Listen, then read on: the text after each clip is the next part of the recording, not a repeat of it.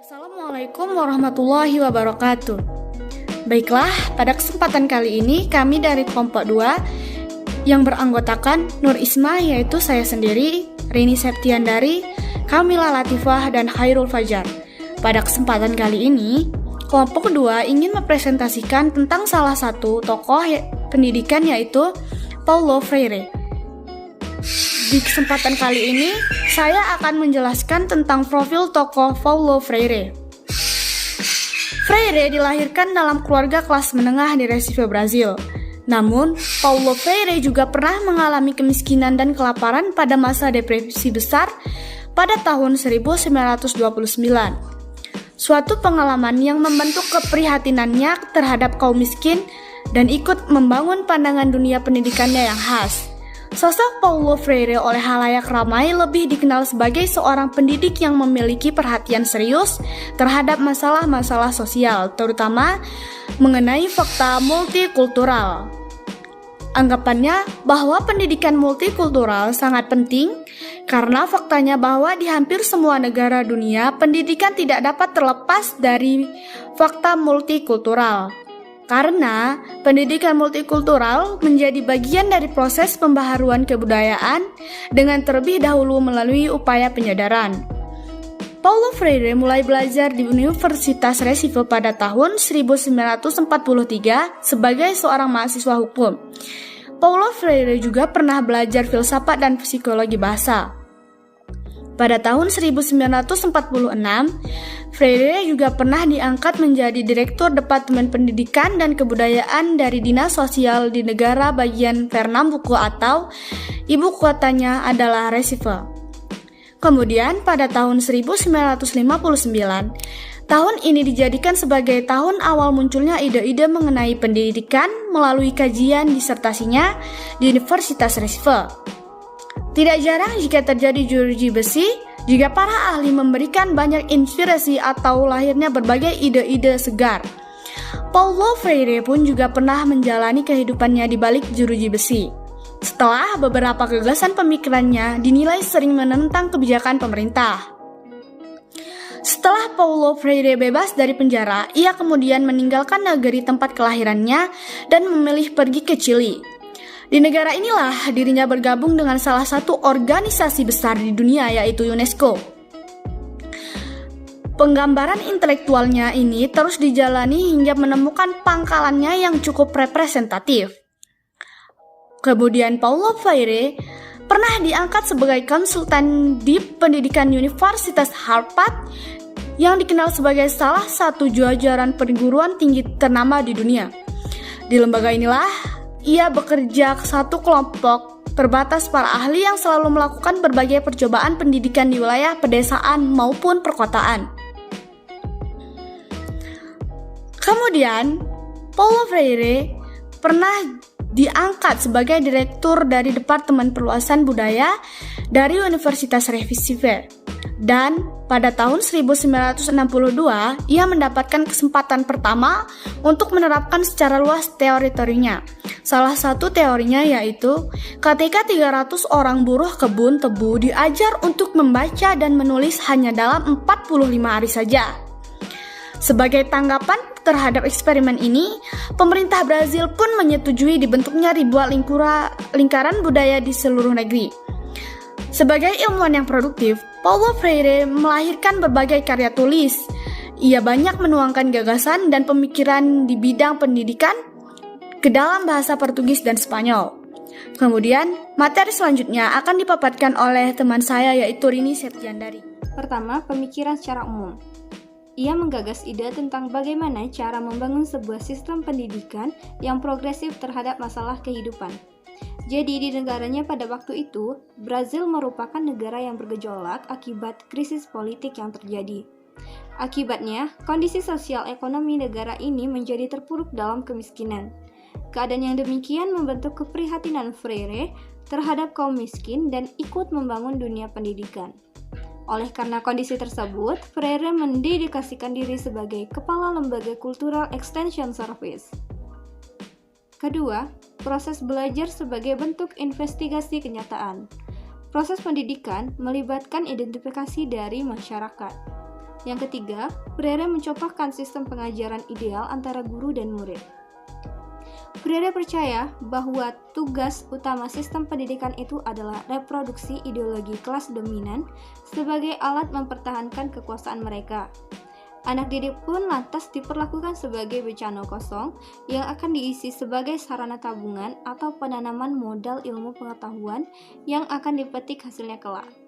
Para murid harus memahami bahwa kegiatan mengetahui adalah suatu proses yang tidak pernah berakhir, dan para guru juga harus memposisikan diri sebagai murid bahwa ia tidak pernah berhenti untuk belajar. Dalam tahap ini, Freire percaya bahwa pendidikan yang dialogis dengan rakyat yang tertindas dapat menuntun pada dunia yang lebih manusiawi. Selanjutnya, pandangan umum sang tokoh. Dalam pandangannya, manusia dikatakan tidak utuh lagi apabila ia berlaku dan diperlakukan sebagai objek di mana ia melakukan adaptasi kepada dunia. Seseorang individu tidak dapat dikatakan utuh bila orang itu kehilangan kemampuan untuk memilih, bila pilihannya adalah pilihan orang lain, dan bila keputusan-keputusan yang diambilnya merupakan keputusan yang ditentukan oleh orang luar, bukan berasal dari keputusannya sendiri, bila keputusannya dipengaruhi oleh orang lain, dan ia hanya melakukan sebuah adaptasi. Ia hanya menyesuaikan diri, yang bila dilakukan oleh manusia, hal itu merupakan tanda atau gejala dehumanisasi. Kemudian saya akan membahas mengenai pemikiran Paulo Freire dalam bidang pendidikan. Pendidikan dan politik adalah dua faktor penting dalam sistem sosial. Paulo Freire, seorang pakar pendidikan dari Brazil dan juga sebagai tokoh multikultural, berhasil melihat fenomena pendidikan yang dehumanisasi dan secara pedas mengkritik sistem pendidikan dewasa ini melalui karyanya, Pendidikan Kaum Tertindas. Menurut Freire sendiri yaitu, pendidikan kaum tertindas ini dijiwai oleh kedermawanan sejati, kemurahan hati humanis yang menampilkan diri mereka sebagai sebuah pendidikan bagi seluruh umat manusia. Pendidikan yang dimulai dengan kepentingan egoistis kaum penindas ini dan menjadikan kaum tertindas sebagai objek dari humanitarianisme mereka, justru mempertahankan dan menjelmakan penindasan itu sendiri. Dia merupakan sebuah perangkat dehumanisasi. Itu pula sebabnya mengapa, sebagaimana telah kita tegaskan sejak awal, pendidikan kaum tertindas tidak dapat dikembangkan dan juga tidak dapat dilaksanakan oleh kaum penindas. Freire juga menyebutkan bahwa pendidikan harus berorientasi untuk membebaskan manusia dari kungkungan rasa takut, serta ketertekanan akibat otoritas kekuasaan atau penindasan. Konsep yang ditawarkan oleh Freire ini secara ideal mestinya mampu untuk menjadi solusi atas bentuk-bentuk ketimpangan sistem pendidikan kita, baik secara teoritik ataupun praktik di lapangan. Kemudian terdapat pula praktik penyadaran dalam pendidikan. Menurut Paulo Freire, pendidikan ialah dapat memecahkan berbagai permasalahan yang dialami oleh masyarakat. Caranya, mengajak masyarakat tersebut untuk memasuki proses sejarah yang kritis agar mereka dapat merefleksikan diri mereka. Pendidikan mengajak masyarakat menyadarkan tanggung jawabnya sebagai makhluk sosial dan berpendidikan untuk mendorong masyarakat agar memiliki kemampuan menyesuaikan diri dengan situasi yang baru. Kemudian dapat diketahui bahwa terdapat 3 tingkat kesadaran masyarakat yang menyebabkan manusia tenggelam di dalam proses sejarah tersebut. Yang pertama ialah tingkat kesadaran semi-intransitif. Kesadaran ini merupakan kesadaran masyarakat yang berada pada keadaan di mana masyarakat tidak dapat memahami masalah-masalah yang berada di luar lingkungan atau kebutuhan biologisnya. Pada tahap kesadaran ini, masyarakat hanya berminat pada hal-hal yang berkaitan dengan kelangsungan hidup mereka. Yang kedua ada tingkat kesadaran transitif naif. Pada tingkat kesadaran ini, manusia mulai terbuka. Kesadaran pada tingkat ini ditandai oleh adanya penyederhanaan masalah-masalah yang dilakukan oleh setiap diri manusia. Manusia berkumpul dengan tujuan dan niat hanya untuk berkumpul. Pada tingkat kesadaran seperti ini, tidak tampak adanya minat untuk menyelidiki. Yang ketiga ialah tingkat kesadaran transitif kritis. Kesadaran ini dipandang oleh Paulo Freire sebagai kesadaran tingkat tinggi. Kesadaran ini ditandai oleh kematangan masyarakat untuk menafsirkan masalah. Keterangan-keterangan yang bersifat magis, mitos, digantikan oleh prinsip-prinsip sebab akibat. Mereka berargumentasi dengan prinsip sebab akibat atau kausalitas. Mereka menguji setiap penemuan orang, setiap informasi yang berkembang dengan sikap keterbukaan dan siap untuk melaksanakan pembaharuan. Selanjutnya akan saya sambung penjelasannya. Fajar akan membahas pembahasan terakhir oleh kelompok kami. Ini poin yang keempat, yaitu hal-hal lain yang relevan mengenai si tokoh. Itu kami sini Paulo Freire. Nah, yang pertama saya akan membahas dulu karya-karya dari si Paulo Freire ini. Yang pertama, karya beliau ada yang namanya kalau dalam bahasa Brazil Educação como Prática da Liberdade atau Education as the Practice of Freedom. Ya. Di buku ini berhasil diterjemahkan ke dalam bahasa Indonesia dengan judul Pendidikan sebagai Praktek Pembebasan.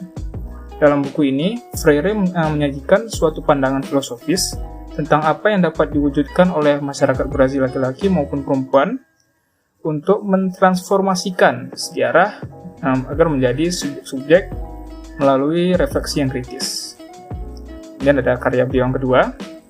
Sebenarnya karyanya ada banyak, cuma saya pilih 3 saja. Yang kedua, Pedagogy of the Oppressed. Ya. Di buku ini merupakan karya Freire yang paling terkenal, yang juga diterjemahkan ke dalam bahasa Indonesia dengan judul Pendidikan Kaum Tertindas. Jadi buku ini merupakan buku yang merefleksikan secara mendalam mengenai jalan pembebasan manusia. Sebuah buku untuk siapa saja yang ingin tersadar bahwa penjajahan masa kini adalah penjajahan kesadaran. Jadi ingat kayak dulu yang merupakan penjajahan fisik untuk penjajahannya, sekarang tuh penjajahan kesadaran. Dan ada yang ketiga, ini Pedagogy of Heart. Judul buku ini juga telah diterjemahkan ke dalam bahasa Indonesia dengan nama Pedagogi Hati. Di buku ini terbit pada tahun 1999. Dalam buku ini, Freire berusaha merefleksikan tentang pendidikan dan politik dalam kehidupannya. Jadi Freire menampakkan dirinya sebagai seorang demokrat yang tidak mengenal kompromi dan sebagai pembaharu radikal yang gigih. Sebagaimana ia pernah hidup dalam masa pemerintahan militer, masa pembuangan, bahkan pada masa ia memegang jabatan sebagai Menteri Pendidikan di Sao Paulo. Itu sekian untuk karya beliau. Oke, kemudian saya akan membahas sedikit dari quote-quote beliau. Ini ada 3 saya ambil. Yang pertama, education does not change the world. Education change people, people change the world. Ya, artinya pendidikan itu nggak mengubah dunia, pendidikan itu mengubah orang. Orang yang akan mengubah dunia. Jadi bisa dibilang karena banyak yang bilang pendidikan itu mengubah dunia, sebenarnya enggak.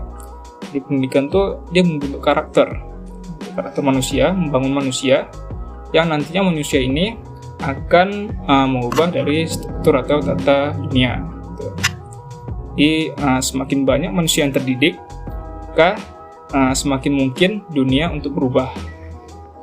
Kayak dulu di dunia barat itu banyak manusia yang masyarakatnya mulai tertarik dengan ilmu pengetahuan, dan semakin banyak masyarakat terdidik, timbul yang namanya the rise of the education, bangkitnya pendidikan, kan? Itu pada masa Renaissance. Kalau dalam Islam itu pada masa Abbasiyah sempat terjadi rise of the education dengan Baitul Hikmahnya, sehingga banyak lahir ilmuwan-ilmuwan terkenal dari Arab itu yang terkenal di bidang baik di bidang kedokteran, matematika, yang di bidang sastra, dan juga ada yang di bidang filsafat. Dan quote yang kedua yang saya ambil ini sangat mendasar sekali dari teori beliau. Without a sense of identity, there can be no real struggle. Ya. Jadi tanpa adanya sense atau pemahaman tentang identitas, maka nggak akan ada yang namanya perjuangan yang sejati. Jadi kalau kita nggak tahu siapa kita nggak tahu porsi kita semana, kita nggak tahu posisi kita di masyarakat itu sebagai apa, maka ya kita mau perjuangin apa, kan gitu. Nah, pendidikan asli yang menurut beliau ini, Paulo Freire, adalah pendidikan yang memperjuangkan identitas, memperjuangkan status. Seperti itu yang dianggap pendidikan asli menurut beliau. Jadi kita harus memahami identitas kita yang sebenarnya, bukan identitas yang tertindas, bukan identitas yang terjajah, identitas asli kita. Maka dengan itu kita bisa mewujudkan perjuangan yang real, yang asli. Kemudian quote yang ketiga ini, education does not make us educable. It is our awareness of being unfinished that make us educable. Ya, jadi pendidikan itu enggak serta-merta membuat kita menjadi masyarakat yang terdidik, tapi kesadaran kita kalau kita itu unfinished, belum selesai, yang membuat kita menjadi masyarakat yang terdidik. Jadi merasa unfinished ini perlu, merasa belum cukup, belum selesai, masih kurang ilmunya, ini sangat perlu sekali, karena orang-orang yang unfinished, yang merasa dia unfinished, belum selesai, maka dia akan fokus gitu kan. Gak banyak yang jelek-jelek, gak banyak yang debat-debat gak perlu. Jadi dia fokus untuk menyelesaikan apa yang belum selesai. Beda sama orang yang merasa dia sudah sempurna. Padahal kita tahu kalau semua manusia itu gak ada yang sempurna. Jadi ibarat gelas gitu kan. Ibarat gelas itu udah penuh istilahnya. Atau mungkin belum penuh gitu. Belum penuh tapi udah ditutup sama dia. Jadi gak bisa diisi lagi. Bisa diisi air lagi. Kalau konteksnya orang itu nggak bisa diisi ilmu lagi, nggak bisa dikasih tahu lagi. Maka rasa unfinished ini yang membuat kita menjadi masyarakat yang terdidik. Kalau menurut Paulo Freire. Oke, dengan berakhirnya pembahasan saya tadi, maka berakhir pula pembahasan kami mengenai Paulo Freire ini, kelompok 2. Dan ya, sekian dapat kami sampaikan. Apabila ada yang kurang, kami mohon maaf. Terima kasih telah menonton video ini. Wabillahi taufiq wal hidayah. Assalamualaikum warahmatullahi wabarakatuh.